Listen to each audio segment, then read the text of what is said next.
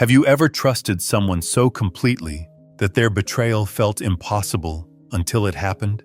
My name is Lucas Bennett, and I once believed I had the perfect life. A stable career, a loving wife, and a son who meant everything to me.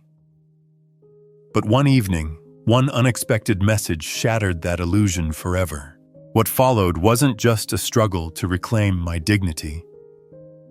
It was a fight to protect my son, to find truth amid deception, and ultimately, to discover a strength within myself that I never knew existed. This is our story of loss and courage, of heartbreak and healing, and the powerful realization that sometimes, from the deepest betrayals, comes our greatest hope. I was chopping onions when my life split in half. The sizzle of garlic in the pan filled the kitchen, mingling with the faint thud of the knife against the cutting board. Outside, the sun dipped below the horizon, casting a soft orange light through the window. It was supposed to be a normal evening. My son, Ethan, 13 going on 30, was upstairs in the shower, humming something that barely resembled a tune. I was trying a new recipe, some Italian thing Hannah said she wanted to try weeks ago, but never got around to. The ping came sharp and sudden, a small alert on my phone resting next to the olive oil bottle. I wiped my hands on a towel and glanced at the screen. An email from Hannah. The subject line was blank. I opened it without thinking. No warning, no hesitation. Just a quick flick of the thumb, like opening a door you didn't know led straight off a cliff. Lucas, by the time you read this, I'll be gone. Please don't look for me. Ryan and I are starting over. I took out a loan in your name, $40,000. I had no choice that you wouldn't understand. I'm sorry. I'll explain someday, maybe. Take care of Ethan. I stood there, not breathing, not blinking. My first thought wasn't even about the betrayal, it was about the oven. I turned it off mechanically, the flames cutting out with a hiss, as if echoing something deep inside me. Ryan. The name dropped like a pum. I didn't know any Ryan, but clearly she did. Well enough to leave her husband. Well enough to drag us both into financial ruin for him. $40,000. In my name. I dropped into a chair at the kitchen table. My hands were still damp from rinsing vegetables. I looked down and realized I'd been squeezing the towel so hard it was dripping. My wife, my partner of 15 years, hadn't just left me. She'd robbed me, lied to me, turned me into a debt mule, and vanished into the night with some man I'd never met. Ethan's footsteps pounded down the stairs. His towel was still wrapped around his shoulders, hair wet, face bright. "Dad, you forgot to turn on the oven," he laughed. I stared at him, and for a second I forgot to breathe again. How do you tell your kid that his mother just set fire to the only life he knew? So I didn't. I smiled, tight-lipped, broken, and said, "We're ordering pizza." Ethan raised an eyebrow but didn't push. Smart kid. Too smart. Later that night, when he was asleep, I sat in the dark with a glass of bourbon and reread the email until the words stopped making sense. The account we shared was empty. She'd drained it. The mortgage still had my name on it. So did the car. So did every goddamn thing. And somehow, the house felt like it belonged to no one. I was alone, drowning in silence, trying to convince myself this wasn't happening. But the echo of her words wouldn't leave me. I had no choice. You wouldn't understand. The cruelest part was, she was right. I didn't understand. Not then. But I would. Soon enough. I didn't sleep that night. The bed felt too big, too cold, the silence too loud. I lay there, staring at the ceiling, replaying every word of Hannah's email until it blurred into a white noise of betrayal. I tried to tell myself there had to be more to the story, some explanation, some mistake, but the facts stacked against me like concrete. She was gone, the money was gone, and I was the one left holding the bag. By morning, the house felt different, stale, like something had died in it.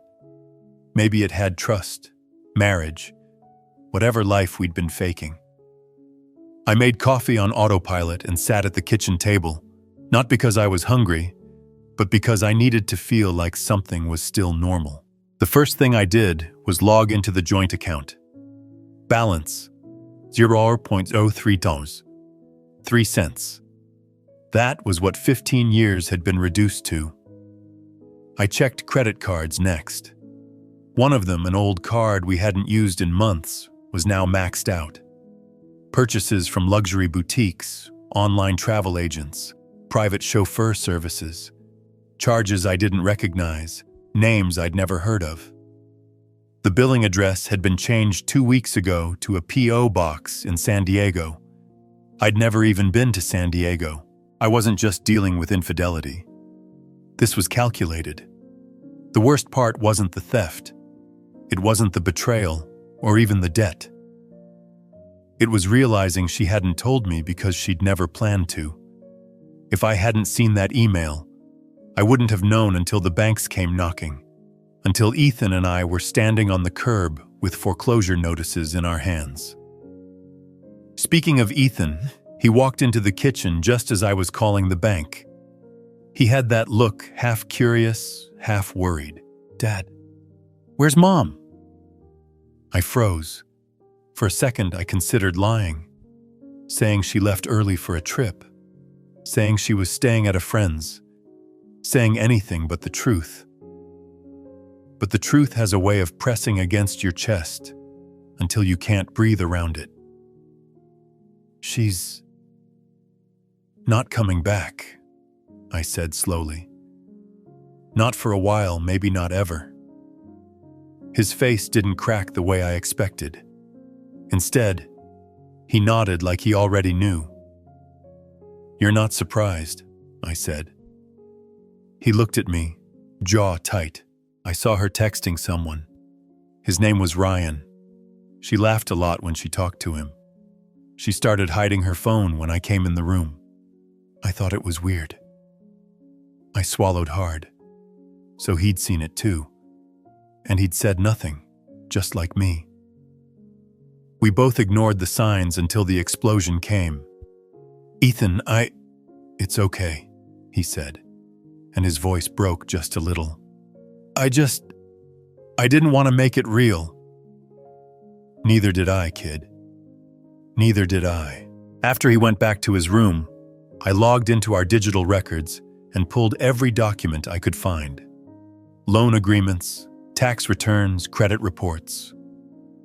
One application stood out. A loan I never signed for, $40,000. Approval granted 2 months ago. I printed it out, stared at the signature at the bottom. It looked like mine, almost. But I didn't remember signing anything. No meeting, no email, no phone call. She'd forged my signature. It wasn't a mistake. It was fraud, and she knew exactly what she was doing. That's when the fear turned into something else, something sharper. I'd been betrayed, yes, but I'd also been targeted. This wasn't the fall of a marriage. It was the dismantling of a life.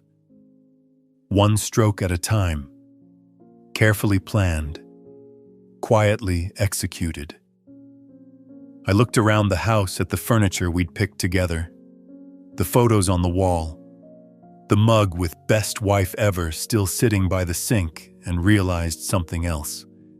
This wasn't my home anymore. It was a crime scene. That night, sleep avoided me like a skilled enemy. I lay there, eyes fixed on the empty pillow beside mine. the imprint of her head still visible in the fading moonlight. It was strange how swiftly something familiar could become foreign. The silence amplified every unanswered question, and the room felt colder, emptier, without her soft breathing beside me. I reached out instinctively, my fingers grazing fabric that no longer carried her warmth, her scent already fading. I finally gave up on sleep around dawn and rose, dragging my body downstairs to face the reality I'd hoped would disappear overnight. Ethan was already awake, perched silently at the kitchen table, cereal bowl untouched, his young face reflecting an awareness beyond his years. He glanced up, eyes guarded.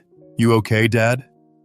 he asked cautiously, clearly trying to decode the storm he sensed beneath my quiet facade.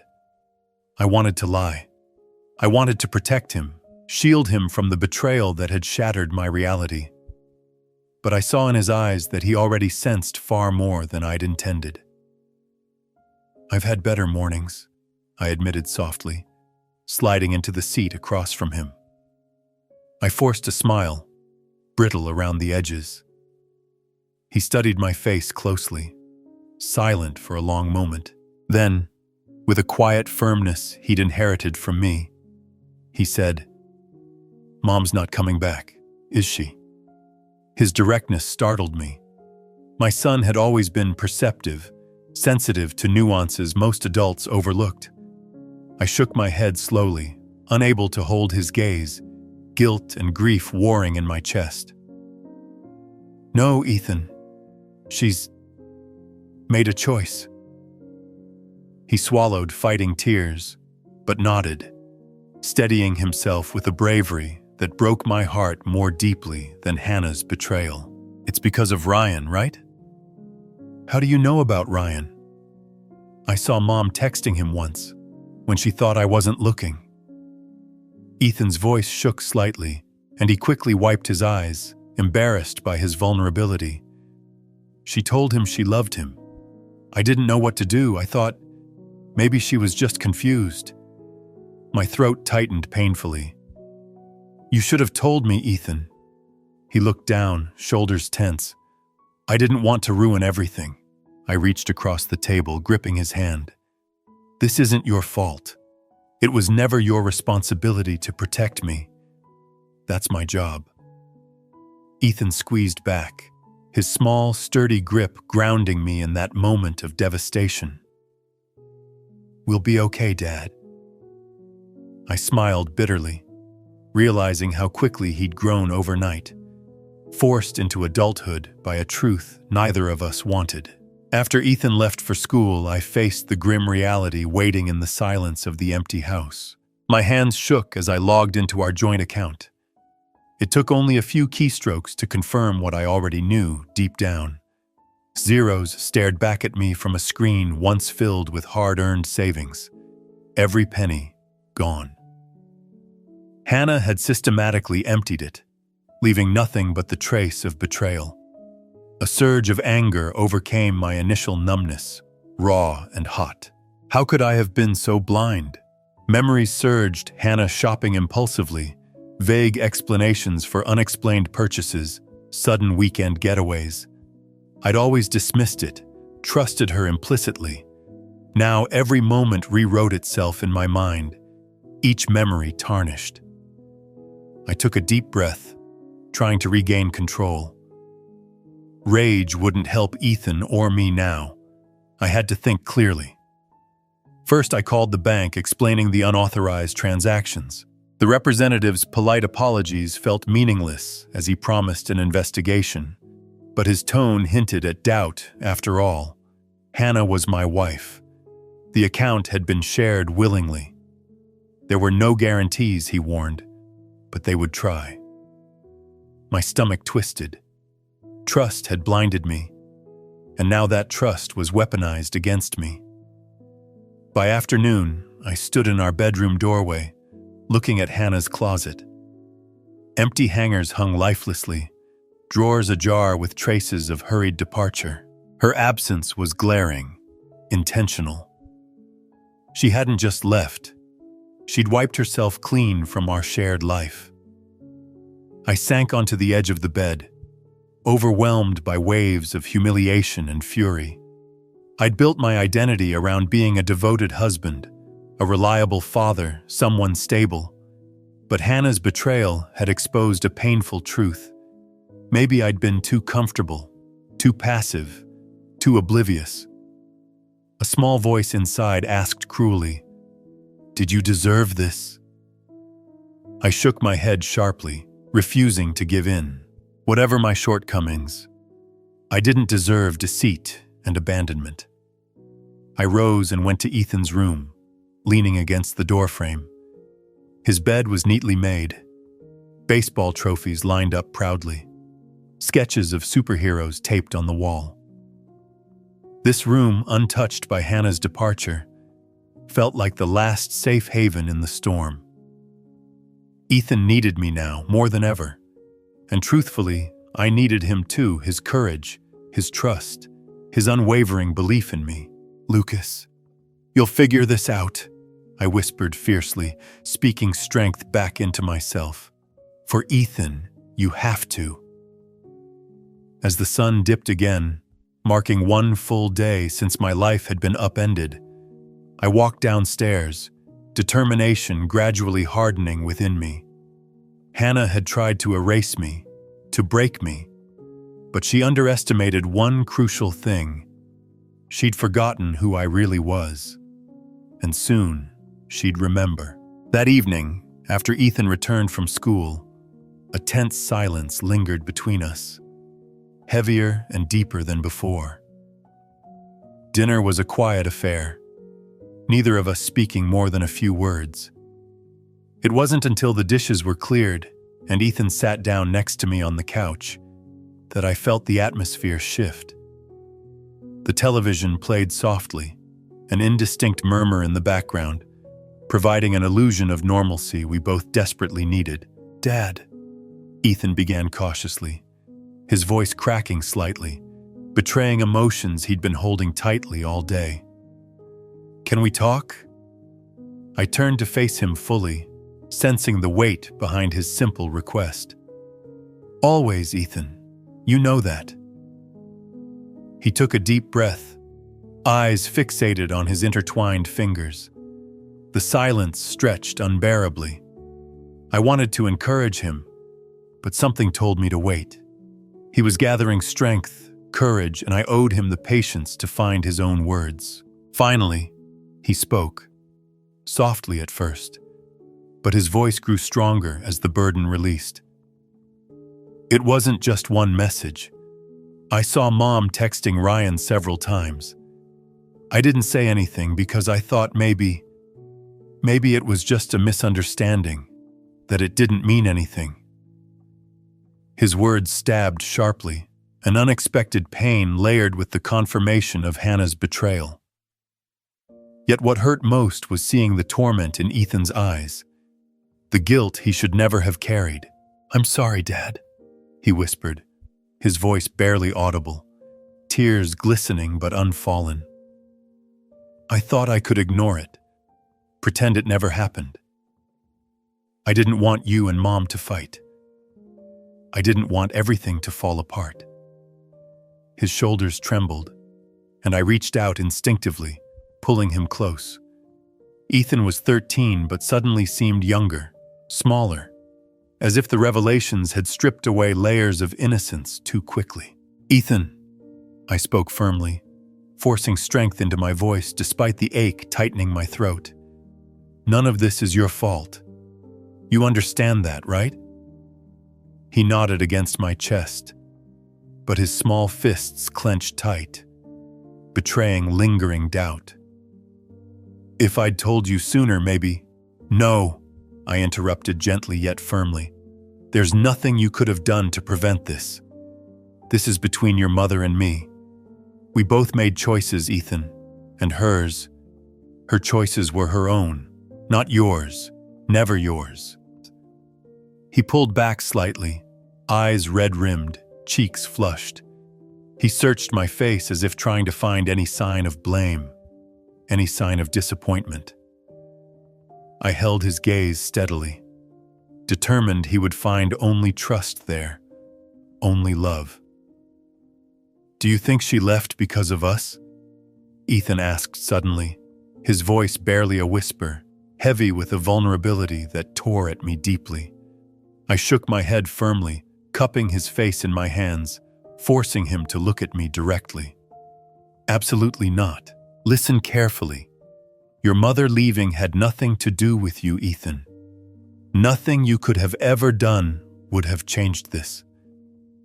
People sometimes make choices that don't make sense, that hurt the people they love. But it's not your fault. Never was. Never will be." He exhaled, the relief evident in his trembling breath. Slowly, a quiet strength replaced the raw pain in his eyes. It was as if something shifted deep within him, a spark of resolve ignited from the ashes of his heartbreak. "Dad, what do we do now?" he asked, his voice stronger, clearer. I recognized the determination. The same fierce stubbornness Hannah had always teased was my greatest strength and weakness. "We figure it out," I said simply. "Together." He nodded, biting his lower lip thoughtfully. "I don't want to pretend anymore," Ethan confessed quietly. "I don't want to lie or hide things. I want to help you fix it, Dad. Whatever happens, I just want to be part of it." I felt a surge of pride and gratitude so powerful it momentarily silenced me. My son, barely 13, was offering support when I should have been protecting him. Yet here he was, ready to stand by my side, already wiser than his years should allow. "You've already helped more than you know," I finally said, hugging him again briefly. "But from now on, I promise we'll face this honestly, together." We sat there quietly, the TV still murmuring softly, the darkness outside deepening. Ethan leaned into me, calmer now, steadier. His confession had released the tension he'd been carrying, but I knew something had shifted fundamentally. Ethan wasn't just a child anymore. The harsh truth had thrust him prematurely into a world where trust and betrayal existed side by side. Later, as he went up to bed, I stayed downstairs, staring at my reflection in the darkened window. Behind the familiar face, something new flickered, a resolve forged by pain, tempered by the need to protect Ethan at all costs. I'd always considered myself a good father, reliable but perhaps complacent. Hannah's betrayal had stripped away the comfort of that complacency, forcing me into a new clarity. Ethan deserved a father who could protect him, fight for him, not just financially, but emotionally, morally. My phone buzzed gently from the countertop, another email notification breaking my thoughts. I picked it up warily, my stomach tightening instinctively. It was from Hannah. The message was short, coldly impersonal, as though written by a stranger. "Lucas, don't try to contact me. Please let Ethan know I love him. It's better this way. Goodbye." Anger rose swiftly, fiercely, replacing the lingering grief. How dare she speak of love? How dare she dismiss everything so casually, as if running away absolved her of responsibility? How dare she think this was better for Ethan, for any of us? I clenched the phone tightly, breathing deeply to regain control. I wouldn't let anger cloud my judgment. I had more important things to do, first among them, protecting my son and reclaiming the life Hannah had tried to destroy. She may have thought this was over, but she was wrong. It was only just beginning. In the days following Ethan's painful confession, sleep became a distant memory. Each night blurred into a cycle of fragmented dreams and restless awakenings, until finally, I surrendered to the stark reality of early dawn. The silence of the house had grown heavy, thickened by layers of unspoken grief, questions without answers, and a truth I'd barely begun to unravel. Hannah's betrayal had initially seemed simple, painful, but straightforward. Yet the deeper I looked, the clearer it became. Nothing about this was straightforward. Beneath the surface, beyond hurt feelings and broken trust, lay something far more calculated, more sinister. Determined to uncover the full extent of what Hannah had done, I dedicated every spare moment to tracing our financial footprints. As an engineer, logic had always been my sanctuary. Now it became my weapon. Spreadsheet after spreadsheet, login after login, I hunted methodically, piecing together the puzzle she had left behind. First came the loan, the $40,000 debt tied directly to my name. The paperwork bore a signature that looked almost identical to mine, and yet upon careful inspection, minor deviations stood out like glaring warnings. My stomach churned with every small discrepancy, confirming my growing suspicion that Hannah had deliberately forged my signature. But the loan was just the beginning. Bank statements revealed an unsettling pattern: withdrawals at odd hours, purchases made at luxury boutiques I'd never visited, payments sent to accounts I didn't recognize. A Rolex watch, designer handbags, hotel stays, flights to places I'd never been, each transaction painted a disturbing portrait of a life Hannah had meticulously hidden from me. Yet something still felt off. Hannah had always enjoyed nice things, but extravagance on this scale was beyond even her. There had to be something more at play, someone else behind the scenes. Ryan, the unknown shadow looming over our lives, seemed the likely orchestrator. But how deeply was Hannah involved? Was she an accomplice, or had she been manipulated? The deeper I dug, the more complex the truth became. A late-night email from my friend David, a trusted lawyer I'd reached out to, only added fuel to my growing anxiety. His message was brief but chilling. "Lucas, we need to talk immediately. There's another loan, $25,000, taken out a month ago, also bearing your forged signature. Call me ASAP." My heart pounded as I dialed David's number, fingers trembling with barely contained anger.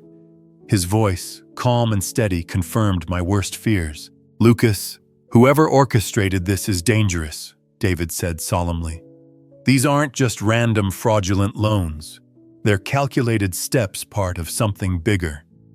And Hannah, Lucas, there's a trail indicating she knew exactly what she was doing." His words struck hard. I had hoped, foolishly perhaps, that Hannah had been deceived or pressured. Hearing confirmation of her deliberate participation sent waves of fresh betrayal coursing through me. "You're sure about this, David?" I asked, though I knew he wouldn't call without absolute certainty. "I'm sorry, Lucas. The evidence is clear. I've already started pulling records. There's more here than financial misconduct. Some of these transactions look like textbook money laundering. Whoever Ryan is, he's done this before. Hannah either willingly went along or was deeply manipulated into it. Either way, we have to act fast." Money laundering? The term sent a jolt through my chest. Hannah wasn't just destroying our marriage, she was dragging Ethan and me dangerously close to criminal territory. "Lucas," David continued carefully, sensing my silence, "I'm going to file everything I have with the authorities tomorrow morning. We need to protect you before this escalates. You need to prepare yourself. This won't stay quiet for long."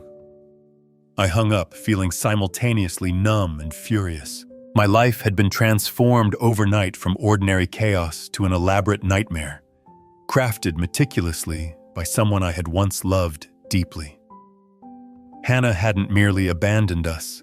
She had risked everything Ethan and I had built, threatening our security, our future, even our freedom. Later, I sat alone in the darkness of the home office, staring at the glowing screen filled with damning transactions, dates, amounts, cold facts that stripped away every comforting illusion I'd clung to. I felt betrayed on every level, but strangely enough, anger had begun to clarify something vital within me. I wasn't powerless. Painful as the revelations were, they galvanized me into action. Soft footsteps on the carpet alerted me to Ethan's presence. He stood quietly in the doorway, eyes shadowed with worry. "Dad? Are you okay?" I forced a gentle smile, knowing honesty was now the only path forward. "Not really, kiddo, but I will be. I promise." He hesitated, then crossed the room, sitting quietly beside me. "What's happening now?" "Things are a little more complicated than I thought," I admitted. "But we're going to fight this. You and me. Together." Ethan nodded solemnly, a mature resolve settling over his young features. "I trust you, Dad. Whatever we need to do, I'm ready." His unwavering confidence steadied me. This wasn't just about finances anymore. It was about defending our integrity, our future fighting not only for justice, but for each other. Hannah's deception had nearly destroyed me, but now it awakened something fierce, unyielding within my heart. I would protect Ethan at any cost. I would reclaim the life stolen from us. But first, I had to confront Hannah, to look directly into the face of betrayal and hold her accountable for the chaos she had inflicted. She might have believed this game was over when she fled with Ryan, leaving devastation in her wake. But now, the truth was surfacing, and I would make sure she could no longer hide from it. The morning I walked into David's downtown office, the sun struggled through thick clouds, mirroring my internal landscape, uncertain, heavy, yet tinged with the barest hints of hope. I carried with me a folder stuffed with documents, emails, and bank statements, each sheet a stark reminder of Hannah's deception. My heart tightened with every step toward his office, but alongside that tightness grew an unwavering resolve. David Sullivan was an old college friend, a man whose intellect and sharp instincts had guided him into becoming one of the city's most respected legal minds. He stood as soon as I entered, greeting me with a handshake that conveyed solidarity and compassion. His calm presence immediately offered me a measure of reassurance, something desperately needed amid the chaos. "Lucas, sit down," David gestured, guiding me toward the chair across from his neatly organized desk. The walls behind him were lined with diplomas and legal accolades, symbols of battles fought and won. "Thanks for meeting so quickly, David," I began, my voice steadier than I expected. He nodded firmly, leaning forward slightly, signaling he was fully invested. "You've got something serious here, Lucas. I've reviewed everything you sent, both loans, the forged signatures, and the spending patterns. The picture isn't pretty." I handed him the folder, feeling my stomach twist anew as he thumbed through the documents. "I don't just want my name cleared. I need to understand exactly what's happening. Ryan's role, Hannah's involvement, everything." David raised an eyebrow. "Lucas, I'm going to be very direct. This goes deeper than Hannah simply running off with someone else. The patterns I'm seeing, these forged signatures, the elaborate purchases, the structured payments, they're textbook signs of financial fraud. Potentially, even money laundering." His words resonated heavily, making my pulse quicken. "Are you saying Hannah's knowingly involved in criminal activity?" "I'm saying it's highly likely," David replied cautiously. "Ryan Banks. I did some initial digging last night.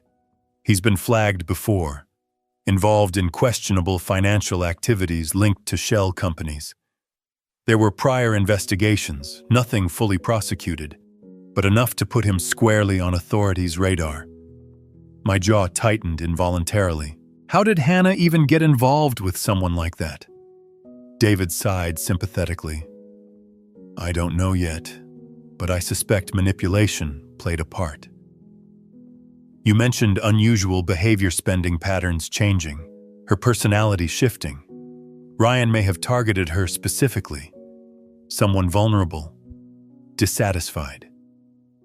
This isn't just personal betrayal, Lucas.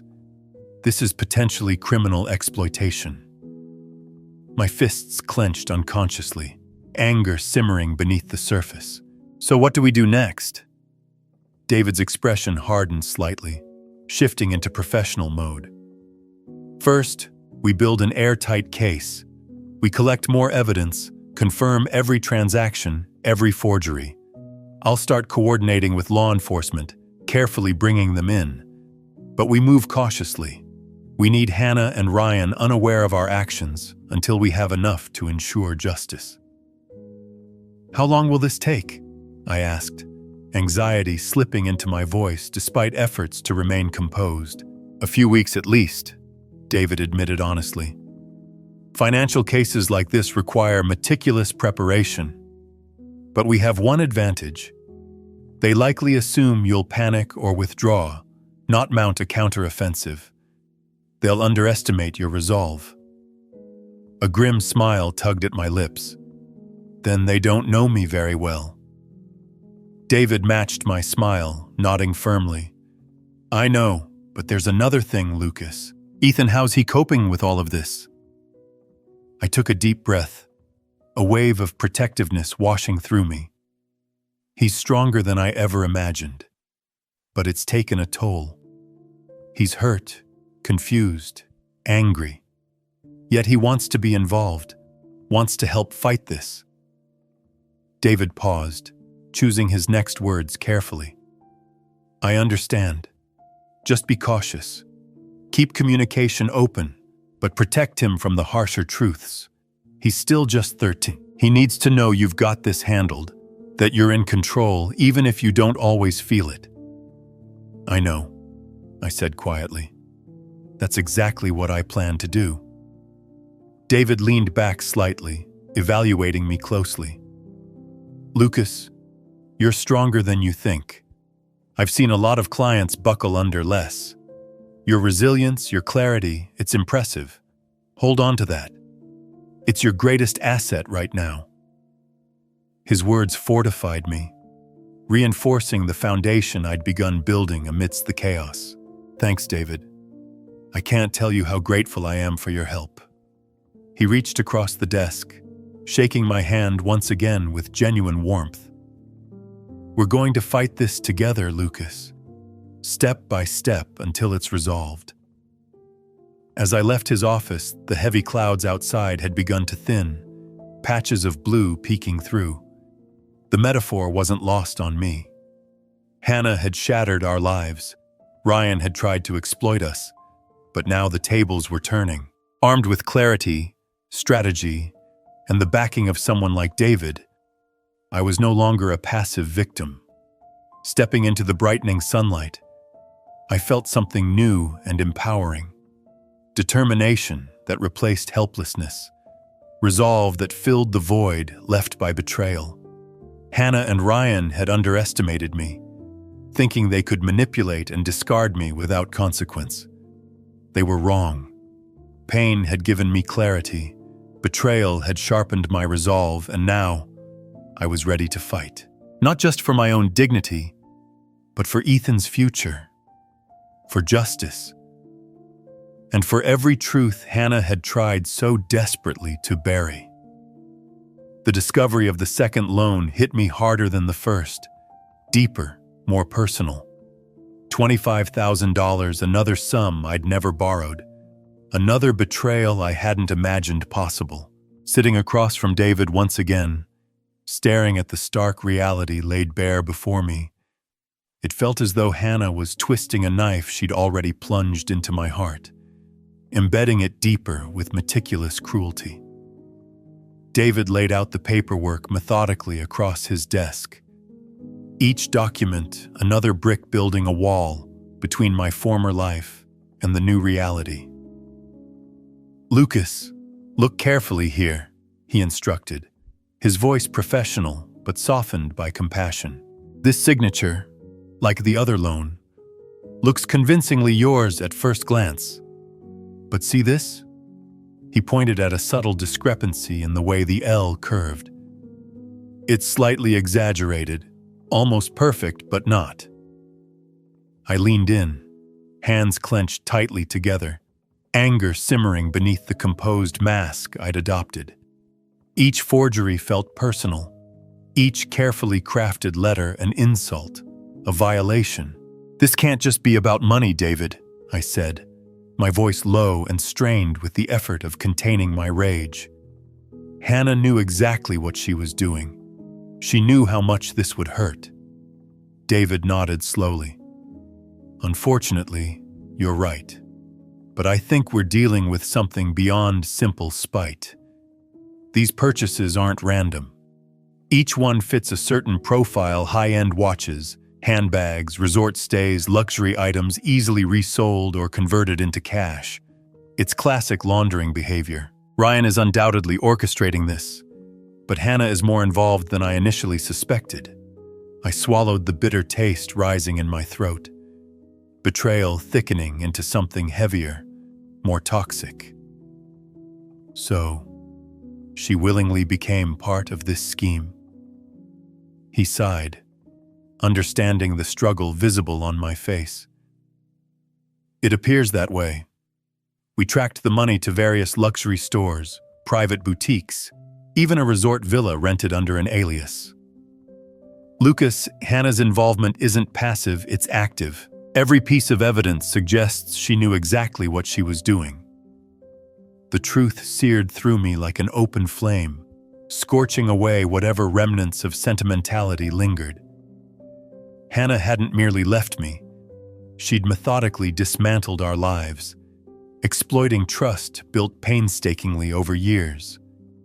The person I had loved and trusted most had weaponized my faith in her, turning affection into ammunition against me. I pressed my palms into my eyes, fighting to steady my breathing.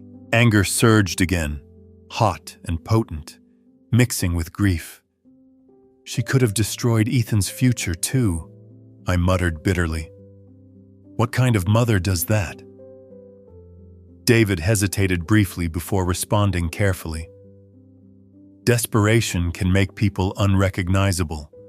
If Ryan convinced her she had no other choice, she might have rationalized every decision. I'm not excusing her actions, Lucas. I'm just trying to help you understand the mindset." I shook my head sharply, dismissing the faint sympathy I felt creeping in. "Understanding doesn't excuse it, David. She betrayed her family. She made a choice. She chose him, chose this scheme. She didn't just steal money. She stole our peace, our stability, our trust." "I know," David replied softly. "And I promise you, we'll hold them accountable. We have enough now to move forward aggressively with law enforcement. But I must warn you, this will get ugly before it gets better. Are you prepared for that?" His question hung in the air, heavy and solemn. Was I prepared? The man I'd been 2 weeks ago might have hesitated, might have faltered under the pressure, but something had fundamentally changed within me. The uncertainty, the hesitation, they were gone, burned away by the flames of betrayal. I'd emerged harder, sharper, clearer. "I'm ready," I said, meeting David's gaze unflinchingly. "They've already made it ugly. It's my turn now." He nodded approvingly, recognizing the determination in my voice. "Then here's our next step. Tomorrow, we'll officially hand over all these findings to the authorities. I've already spoken informally with contacts in financial crimes. They'll take immediate action. Once that happens, Ryan and Hannah will be notified of the investigation. That's when things will escalate."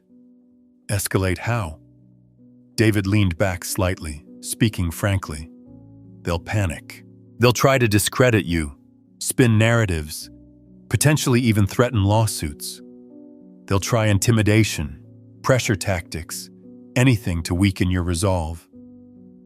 Let them try, I replied evenly, my voice cold steel. They've underestimated me enough. I'm not the man Hannah left behind. I'm the one she created, and I won't back down. David smiled faintly, pride evident. Good. Hold on to that determination.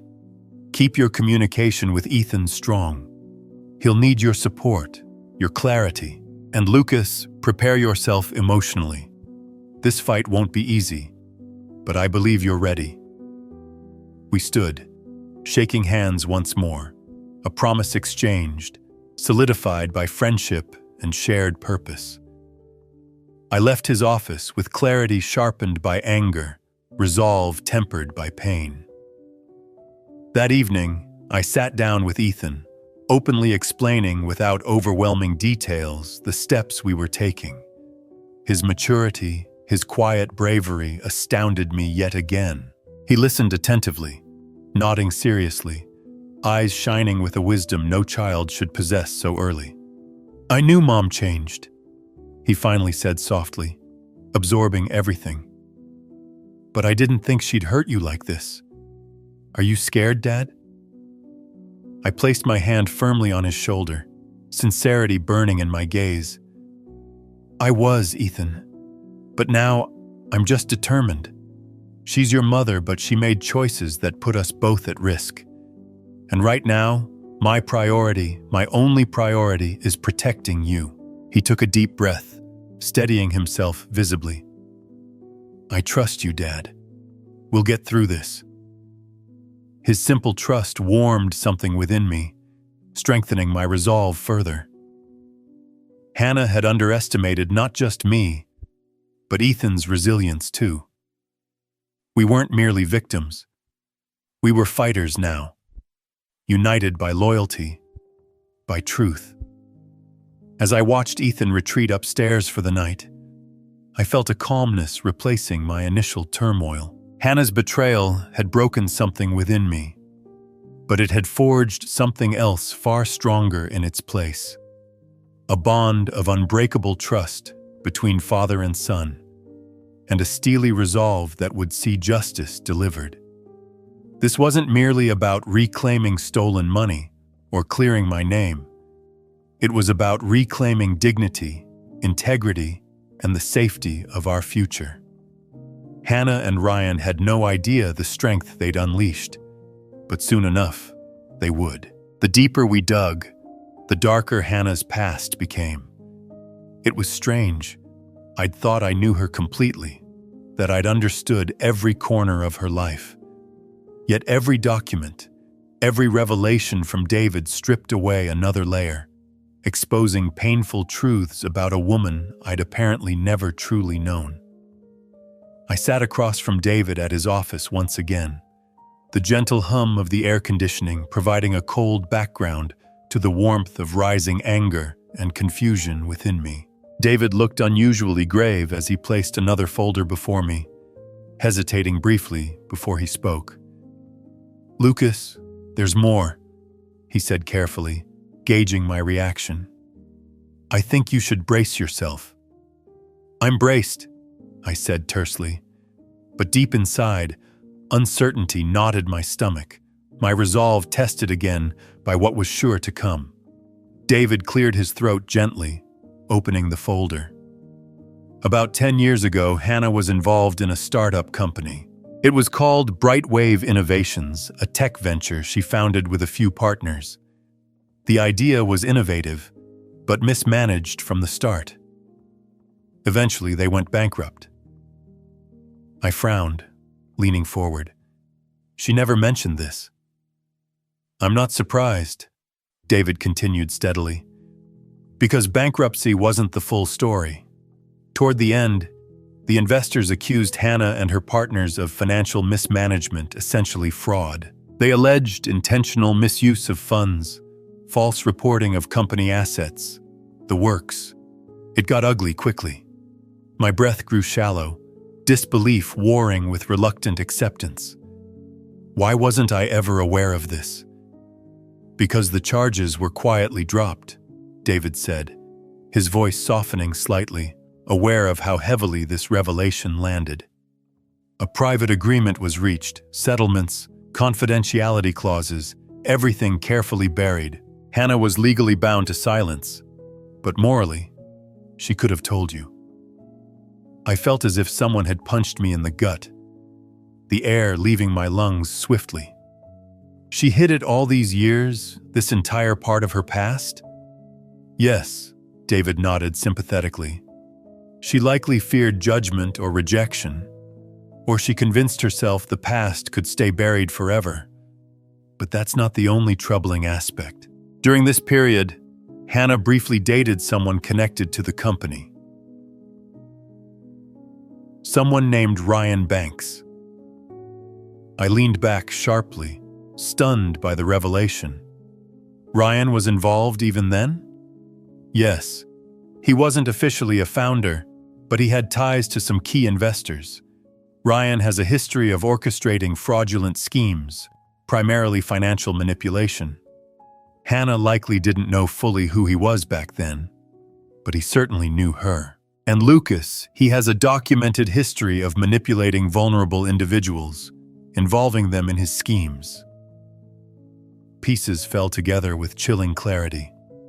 Hannah hadn't randomly chosen Ryan to run away with. He'd chosen her, targeted her weaknesses, her shameful secrets, and carefully exploited them. So he resurfaced and preyed on her past, I murmured, feeling nausea rising sharply in my throat. He used her guilt, her fear of exposure? Exactly, David confirmed. Hannah's involvement isn't innocent, Lucas.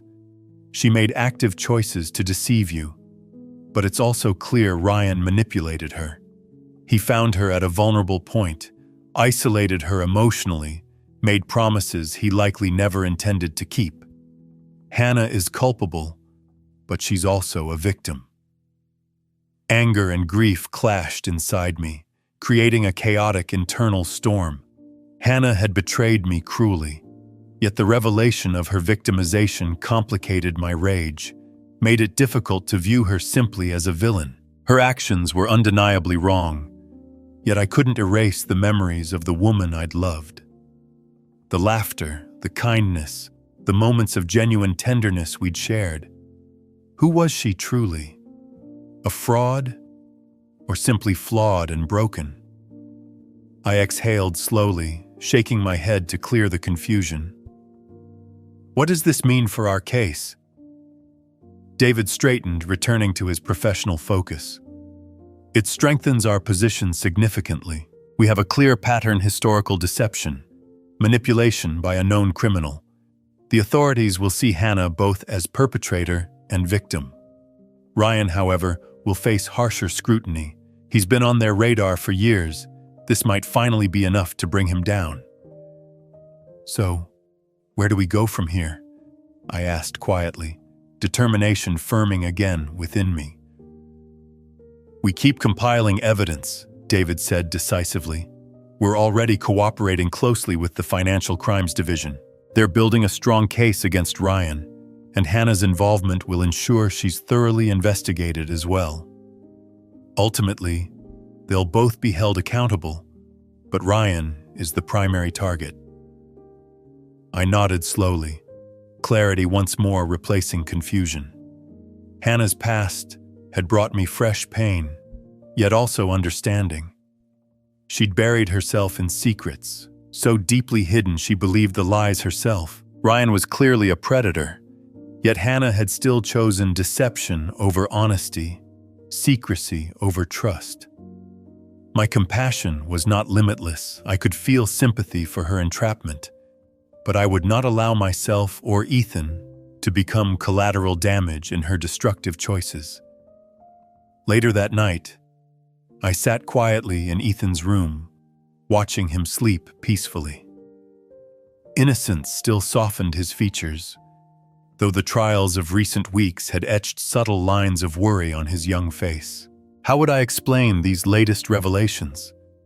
How could I help him process his mother's past without destroying the fragile peace he'd managed to regain? I resolved carefully to shield Ethan from the darker specifics. Yet I knew honesty age-appropriate. Careful honesty was the only real path forward.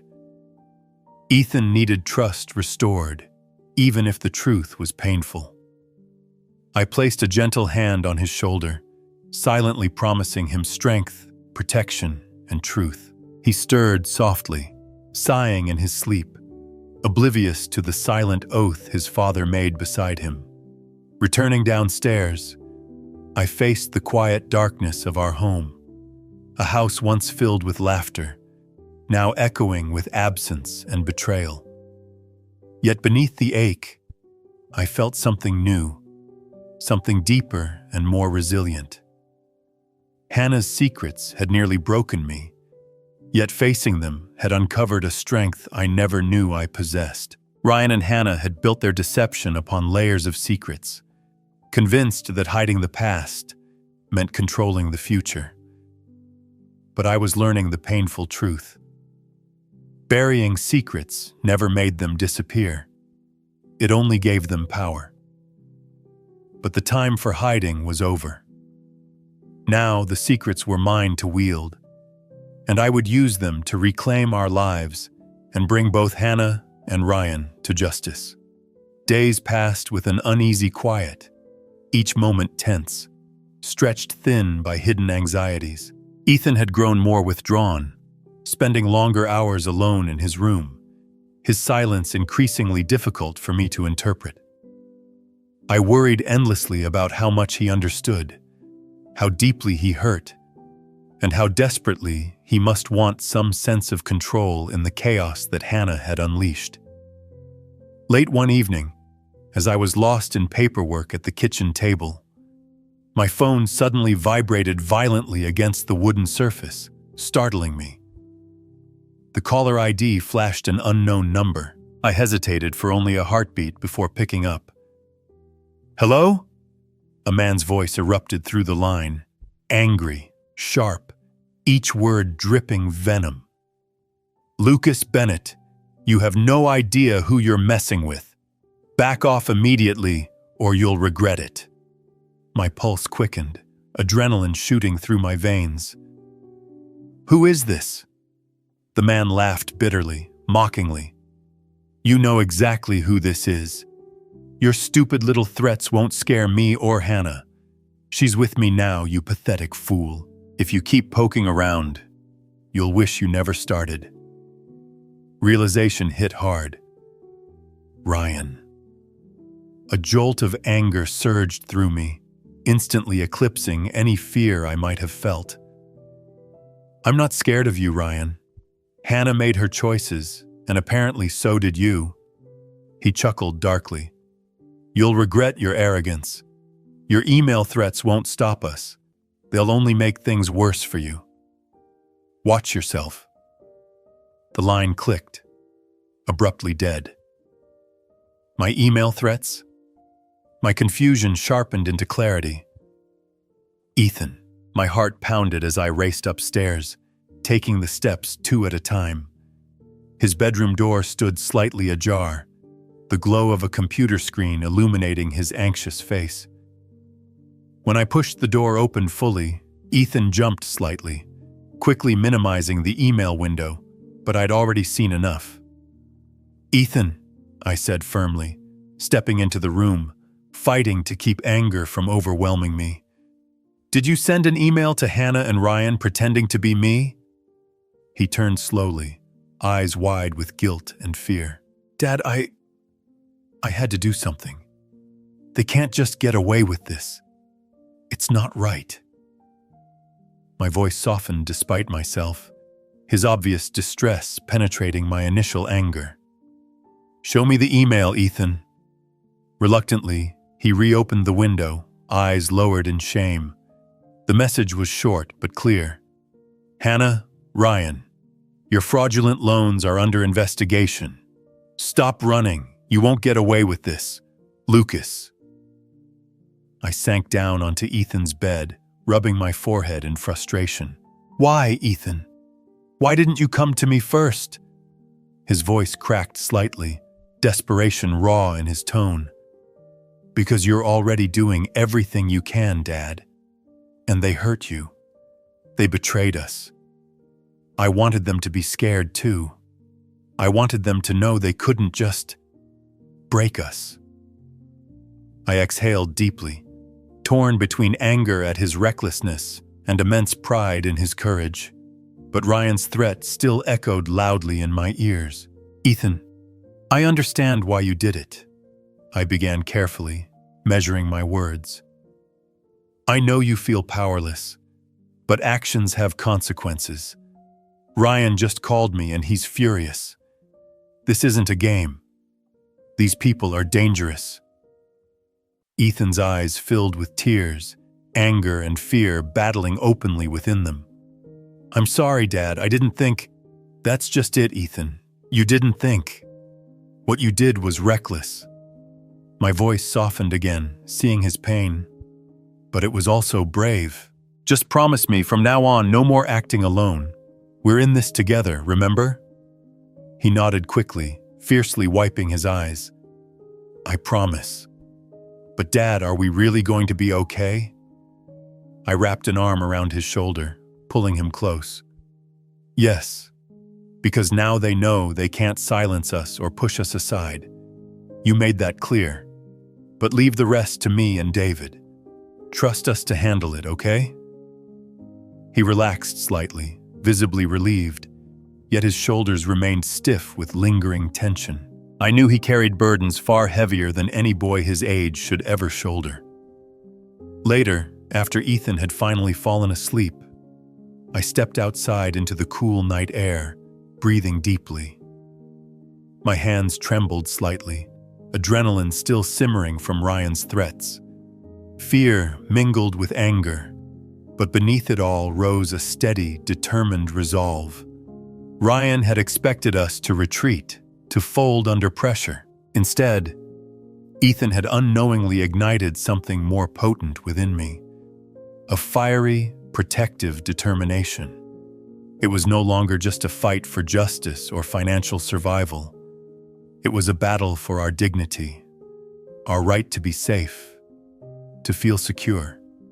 Hannah and Ryan had underestimated us both, especially Ethan. He'd shown more strength, more fierce loyalty than I'd realized possible.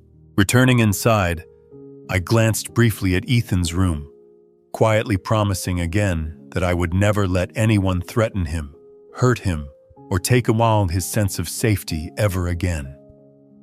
From now on, this fight would be fierce, relentless, and unwavering. Hannah and Ryan had made the first moves, confident that deception and intimidation would crush us. But now they had witnessed our true strength, a strength that came from unity, from unbreakable family bonds forged in the harshest fires of betrayal. The battle lines had finally, irrevocably been drawn. And this time, I was ready.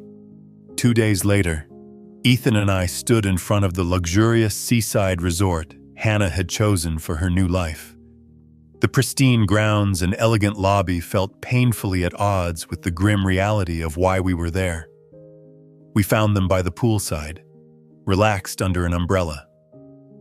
Hannah's eyes widened in shock when she saw us, while Ryan smirked arrogantly. "Lucas," Hannah snapped defensively, "what do you think you're doing?" "Ending this," I replied calmly, placing a thick folder of evidence onto the table. "Everything, your forgeries, fraudulent loans, the money laundering, it's all documented. Authorities have the files now." Ryan's arrogant smirk faltered instantly. He grabbed the folder, flipping through hastily, panic washing over him. "You said this was foolproof," he hissed angrily at Hannah. I didn't think he'd..." Hannah stammered, all her previous confidence evaporating. "You underestimated me," I said quietly. "Both of you." Ryan stood abruptly, throwing the papers down. "I won't go down for this," he spat, glaring at Hannah. "You're on your own." And just like that, he vanished into the crowd, abandoning her without another word.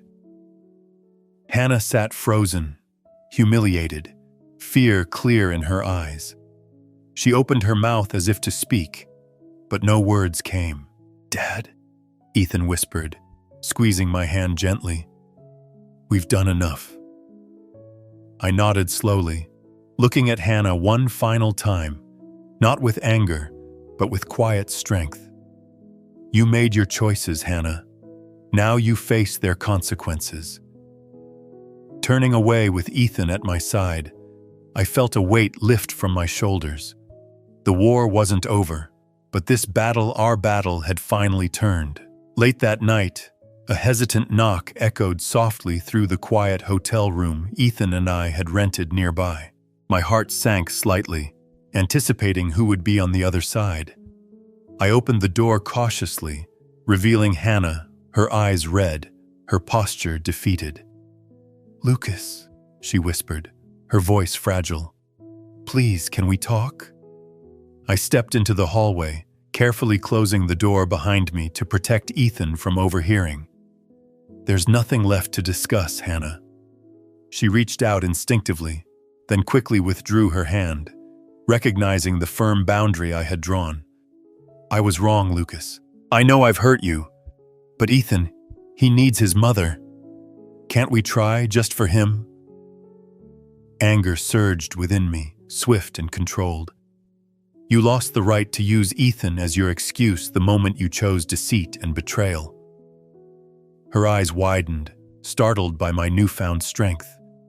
"I never meant—" "You meant every choice," I interrupted firmly, calm yet unyielding. "Every lie, every forgery.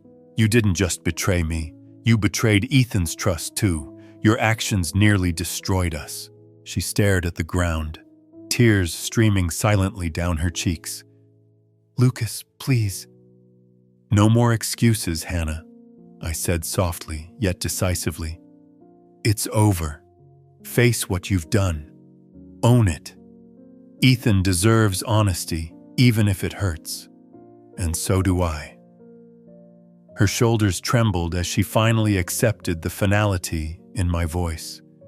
She turned away slowly, retreating into the darkness, leaving me standing there, stronger, clearer, and finally free from the burden of uncertainty. I returned inside, locking the door gently behind me, stepping toward Ethan's sleeping form. He shifted slightly, undisturbed. For the first time, I felt genuinely confident in the future I could now build for him. Hannah had made her choices. Now, at last, I'd made mine. In the days following my confrontation with Hannah, Ethan's anonymous blog posts about our ordeal unexpectedly went viral. His raw honesty resonated deeply, igniting conversations on forums and local social media channels. Before long, my phone buzzed incessantly with unknown numbers, journalists hungry for our story. Initially, I resisted, protective of Ethan's privacy, wary of public scrutiny.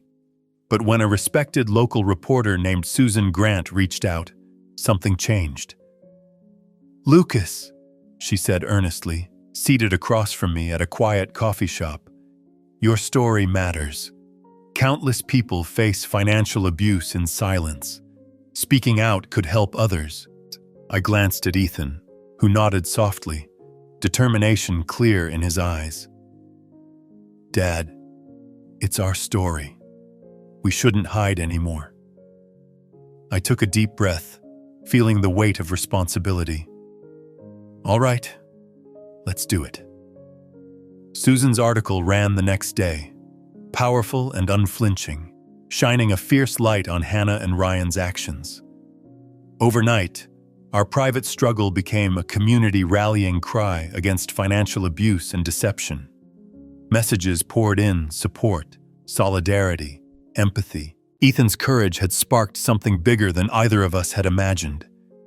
We were no longer silent victims. We had found our voices, reclaiming our dignity, our truth, and our future. The courtroom felt both colder and brighter than I'd imagined. As Ethan and I took our seats behind the prosecution, I felt a strange blend of anxiety and relief. Months of emotional chaos had led to this moment, a stark confrontation with truth. Hannah sat alone at the defense table, her once confident posture reduced to quiet defeat. When she briefly glanced back, our eyes met, and for the first time, I felt neither anger nor pain, only calm resolve. The trial moved swiftly. Evidence piled up relentlessly. The forged signatures, extravagant purchases, Hannah's deliberate participation in Ryan's financial schemes. Every piece of evidence became another stone in the wall between Hannah's past lies and the stark truth now exposed. Midway through the proceedings, news broke. Ryan had been arrested in another state, implicated directly in a larger money laundering operation. Hannah visibly sank further, any lingering hope extinguished. Finally, the judge spoke decisively. "Hannah Bennett, based on overwhelming evidence, I find you guilty on charges of financial fraud, forgery, and complicity in financial crimes." Ethan squeezed my hand tightly, relief and sadness evident in his quiet sigh. Justice had been served, but at a high emotional cost. As Hannah was escorted away, she cast one last, regretful glance toward us. I held her gaze, unflinching, not in victory, but in quiet acceptance. It was over. Justice had been delivered, truth had prevailed, and for Ethan and me, healing could finally begin. The judge's final ruling lifted the crushing weight of financial burdens from my shoulders. Both fraudulent loans, painful reminders of betrayal, were officially declared void, fully clearing me of any legal responsibility. In the weeks following the trial, my workplace recognized my resilience through the crisis, promoting me to a senior position. For the first time in months, I felt genuine pride again, not just in my work, but in the quiet strength I had discovered within myself. Meanwhile, Ethan's writing gained local acclaim, capturing hearts with his candid reflections on our ordeal. Soon after, a community foundation awarded him a scholarship, recognizing his courage in using his voice to advocate truth. At dinner one evening, Ethan shyly presented the official letter announcing his award, eyes shining with pride. "I'm proud of you," I told him sincerely, holding his gaze. "You took the hardest parts of your story and turned them into something powerful." He smiled, confidence returning fully to his youthful face. "We both did, Dad."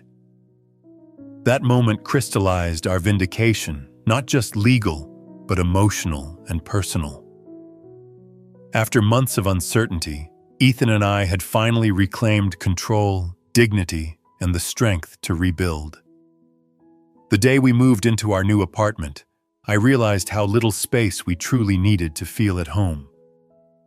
The place was smaller, simpler, but filled with an overwhelming sense of relief and renewal. Sunlight spilled through open windows, gently illuminating the rooms and warming the empty corners, transforming them into spaces full of possibility. Ethan quickly settled into his bedroom, proudly hanging up posters and organizing his baseball trophies. Watching him claim the new space filled me with quiet joy, his laughter and casual confidence returning fully after months of tension. "Dad," Ethan said, emerging from his room, his eyes bright. "I think I like this place even better." I smiled softly. "Why's that?" He shrugged, a peaceful maturity settling into his expression. "It feels real, you know?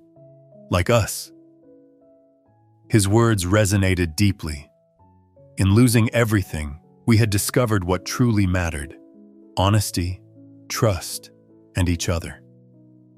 That evening, as we shared a simple dinner at our small kitchen table, laughter flowed freely again, unforced and genuine. For the first time in a long while, We were not haunted by the past or burdened by uncertainty. Instead, we were present, fully alive in a smaller home, yet undeniably living a bigger, more authentic life together. In this humble place, we had found not just shelter, but healing. In the quiet evenings that followed our move, unexpected letters began arriving at our modest apartment, letters from strangers, all inspired by Ethan's heartfelt blog. People shared their own hidden struggles, deep scars, and private battles, each thanking us for showing them that honesty and courage could lead to healing. Reading each letter filled me with profound humility. It wasn't just our story anymore. It had become a collective testament to strength, resilience, and hope. Ethan watched me quietly as I opened each envelope, his eyes thoughtful. "Dad," he finally said one evening, handing me a pen and notebook. "Maybe it's your turn to write." At first, my hand hesitated, the empty page daunting. But slowly, words began to flow, honest, clear, and unfiltered. I wrote about betrayal and healing, about the pain of truth, and the quiet triumph of rediscovering self-worth. Mostly, I wrote about Ethan, the son whose courage had taught me strength, whose love had shown me what truly mattered. As I finished, Ethan read silently, then smiled gently. "This is perfect, Dad." I sealed the notebook softly, feeling an immense peace settle within me. Our story had begun in darkness, but through courage and honesty, we'd found our way back to the light. Carrying with us countless stories, shared by people we'd never met yet felt deeply connected to. Life would always bring storms, but Ethan and I now stood together, ready to face whatever came our way, armed with truth, courage, and the unbreakable bond between us. And in that quiet understanding lay our greatest hope: